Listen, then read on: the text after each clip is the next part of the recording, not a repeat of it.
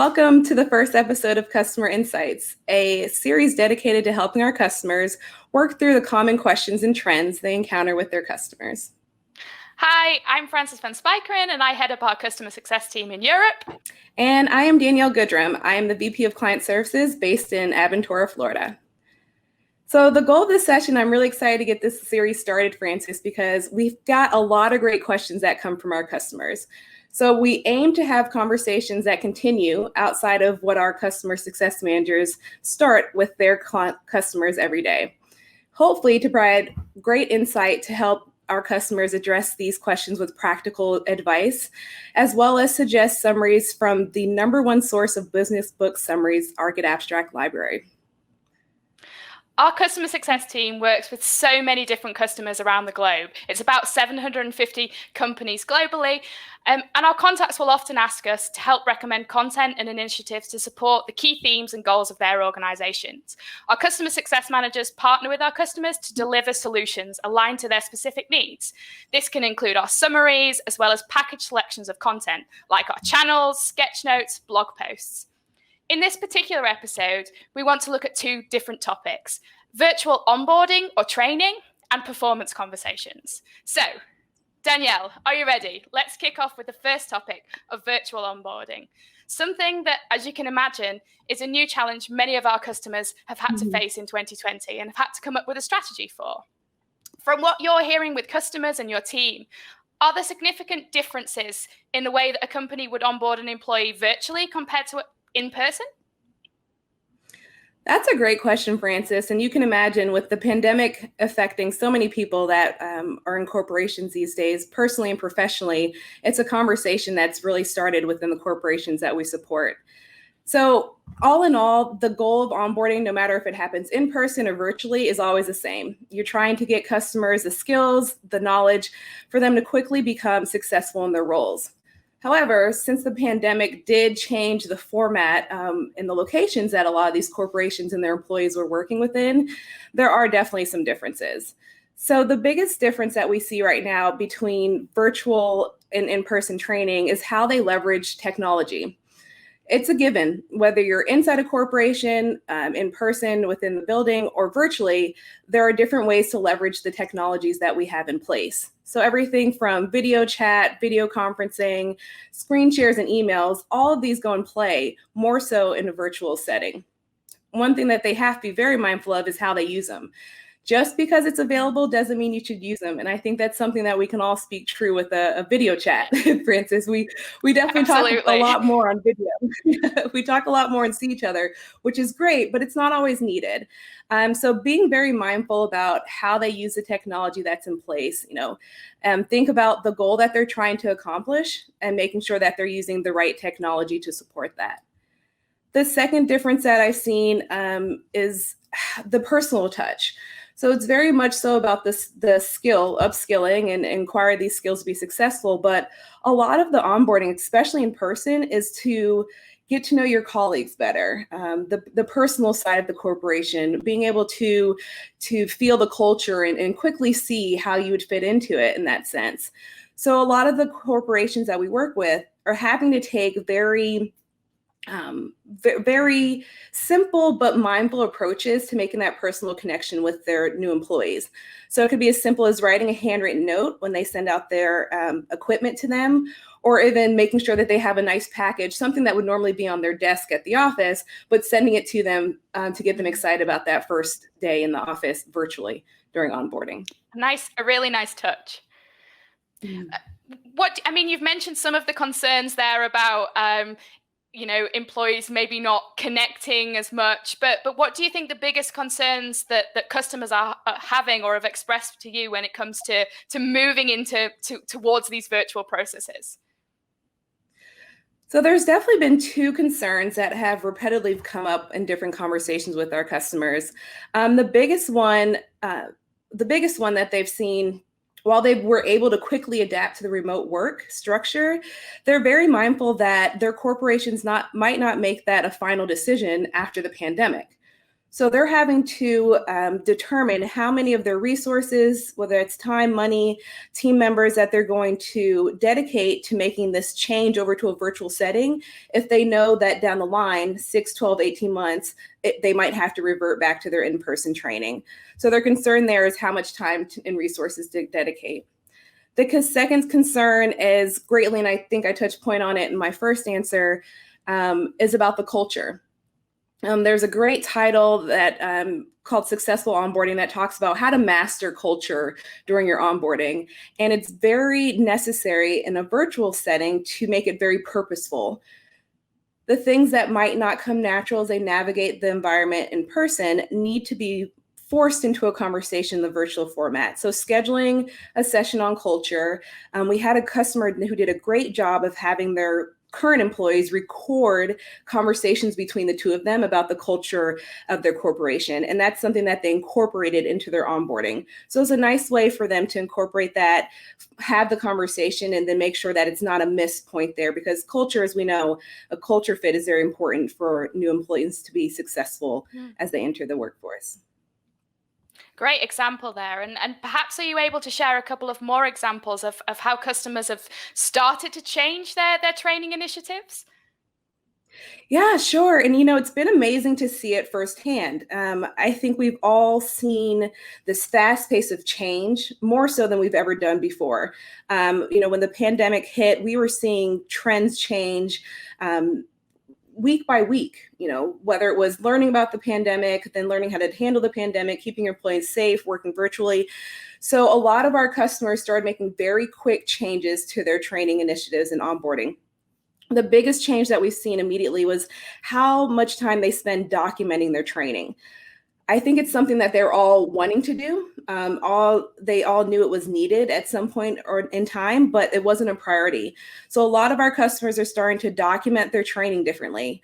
A lot of it we see is done with video, and it's fun to see, Francis, because it's not so much about the production of it, and it's something we were talking about when we were preparing for this session.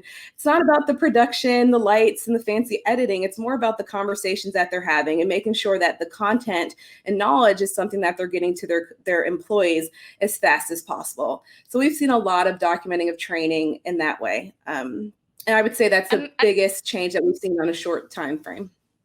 And I think it's something we talked about when we were preparing for this, about how we can come across natural and how we can have a conversation. And I think that's really important for training managers as well, that they're bringing that authentic voice across when they speak to their employees as well. So I think a really valuable point. Is there a particular summary you would recommend to HR teams that are currently making this transition? So there's actually two. One I did mention, it's called Successful Onboarding. And there's another one that's really great. It's called the Do's and Do Nots of Online Video Meetings. And that speaks more into those tips and tricks to try and make it more successful, whether it's making sure that you are, again, using the right format, or making sure that you're very mindful of everyone in their different situations. You want virtual work to be inclusive, and that means that their work environments at home might be a little different. So things that you can take in consideration there. But other than that, there is a great blog post within the journal, our getAbstract journal, that talks about a number of onboarding and training areas that I think are very important, as well as a curated list of summaries. And that article is called "How Do I Hire and Onboard People Without Meeting Them in Person?" And I think the title is very straightforward and true to what our customers are dealing with. And there's a lot of great insights and curated content there. And well remembered the name of the title, Danielle. Thanks, Francis. Always great to have a few notes on the side. A lot of great content out there in the library, even we need some help remembering some titles. But Francis, I want to make sure we have time to dig into your topic, because I think this is something that naturally comes up in conversation after you talk about training and onboarding. How do you start to look at measuring those and making sure that your employees are getting the right feedback in that sense? So I imagine there, since with a lot of the changes that came personally and professionally with the pandemic, this conversation is something that needs to be addressed. And I'm hoping you can shed some insight on performance reviews and conversations within the corporations that we support. Have your customers started to ask for assistance with supporting performance conversations? And if so, are their needs different than prior years that we've had these conversations with them? Yeah, absolutely. I think the topic of performance conversations is one that comes up for us every year, and often at different times in the year due to the different kind of cycles that our customers have. So whether you're doing annual reviews or a review every 6 months or sort of all round year performance conversations and reviews, it comes up at different times. I think it's coming up more regularly now, and I think it's a topic that's in people's minds, and it's at the front of people's minds.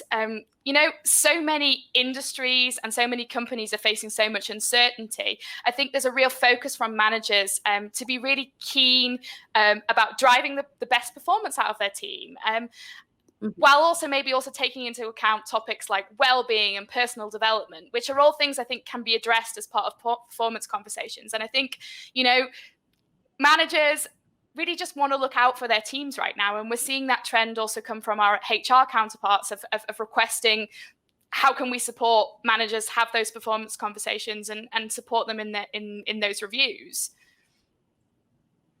That's great. I love the part that you brought up about that personal side of it. I imagine that those conversations are going to look a little different than they have in the past. So that's a great point there. So what are the skills that you think managers need to focus on when engaging in these types of conversations? Good question. And I think the topic of skills also a really relevant one as well. I mean, when you look in the getAbstract library, there are so many abstracts around performance management, and they highlight a lot of the different skills that are required. And I think a lot of those skills are also skills broadly we can talk about across leadership and across strong leaders. So things like listening, giving and receiving feedback, which I think many of us find difficult, raising difficult topics, coaching, but ultimately also creating an environment of trust where you can have those conversations, kind of being authentic and honest and opening up from both sides of the table. I think it's a very good one point. thing, maybe I wouldn't quite describe it as a skill, but I think it's something really important to mention. I think it's just really important for managers to be aware to take the time to have these conversations and to make the space for it. I think ultimately, as a leader and as a manager, that's something you can do to show how you want to support your employees, is really creating that space and time for those conversations. Also, in kind of whatever framework you're working in from the organization, but really taking opportunity to make time for those conversations. That's great. One quick question before I move on, as a follow-up question. Have you seen the timing of performance reviews change a lot, or have they kept to the normal schedule that they've been having them in prior years? Yeah, I think there's certainly a trend of moving towards kind of having more regular performance conversations and doing that ongoing throughout the year, rather than it being something that you have once a year or twice a year, but actually to make sure we're regularly having those conversations. But I do think there is still a lot of organizations that have a more traditional, this is the time we do performance reviews. But I think it's also important for managers to understand that they can also do those official reviews, but also work kind of outside of those schedules to make sure they're also having regular conversations as well and addressing some of these issues. When we talked about well-being and personal development, I mean, those are not often issues that wait till a certain review. They're things that might come up regularly. Right. And I think by having those interactions, there's certainly a trend to do that more regularly. It's very valid. Yeah, when you're addressing things that are coming up in that time of need, you have to address them at that time and not wait. So, no, thank you for that. That's interesting. So I always want to get your insights here. Are there any particular summaries that you'd recommend to support managers as they prepare for these performance conversations? Yeah, as I mentioned before, I think there is a lot on getAbstract on performance management, and we have quite a lot of summaries that can really support in this area. But one that I particularly like, and it kind of helps from a kind of giving a basic overview level of how to handle these kind of reviews. And it's called the Performance Review Handbook by Sharon Armstrong. And I think, as I said, it's kind of these really basic steps that would help, particularly new managers or first-time managers, but I think also relevant for people that want a refresher on some of the things they should include in those conversations. So a couple of the takeaways that stood out to me from the abstract. So one is, don't focus only on the most recent achievements.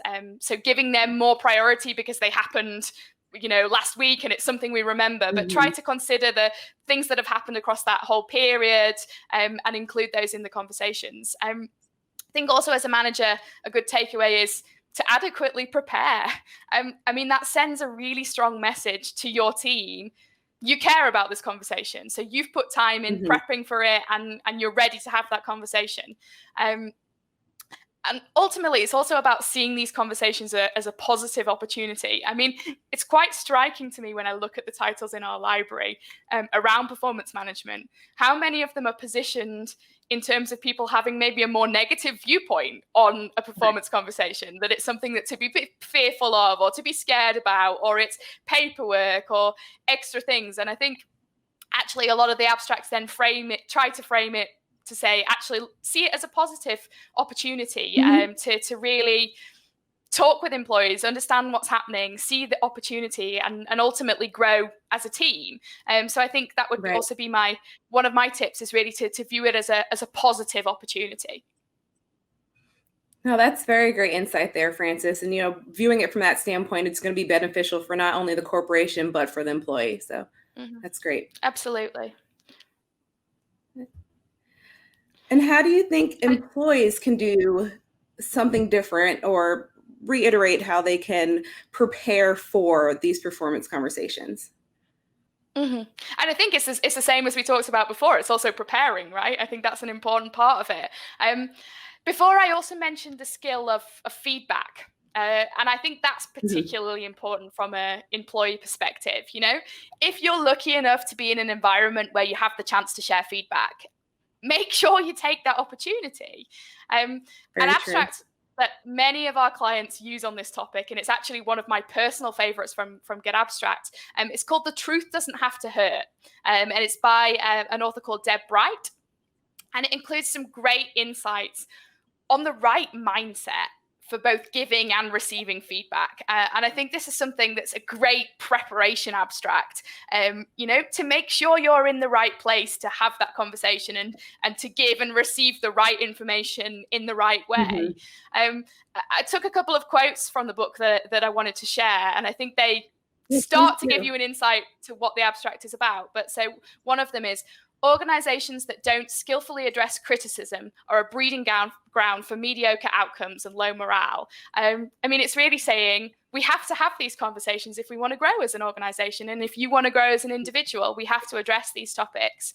And then another quote, for criticism to be accepted, it needs to be delivered effectively and it must come across as helpful. And I think that's also really the key to receiving feedback. You have to understand that the person on the other side of the table is trying to help you. They're not trying to poke holes in you or knock you down. They're trying to build you up and help you work on things that maybe you struggle with. It's a really good abstract, one of my favorites, and it's something I would really recommend kind of to anybody across all levels. I think it's a great abstract for really understanding this mindset you need for giving and receiving feedback. Maybe as a final recommendation, I would also give, you mentioned our journal earlier, and there's also a great article on the journal called How Do I Give the Right Feedback in the Current Exceptional Situation? And I think it says it all in words. It maybe gives you some of these abstracts that right now are going to help with having those conversations. So it's a great read if people have a chance to have a look at the journal. So thanks, Danielle, for all your inputs. I think that our time's up already. I think that probably wraps things up for today. So we really hope that you found our reading recommendations valuable, and the titles and articles that we recommended are something that you find useful. All of those are available on the journal if you want to have a look at the abstracts we've recommended. But feel free also to reach out to your getAbstract contacts if you want more help with supporting in similar initiatives. We really hope to see you next month when we do the session again, and we'll tackle 2 more common challenges. So until then, it's a bye from my side, and hope everybody is well and safe. Bye, Francis. Thanks.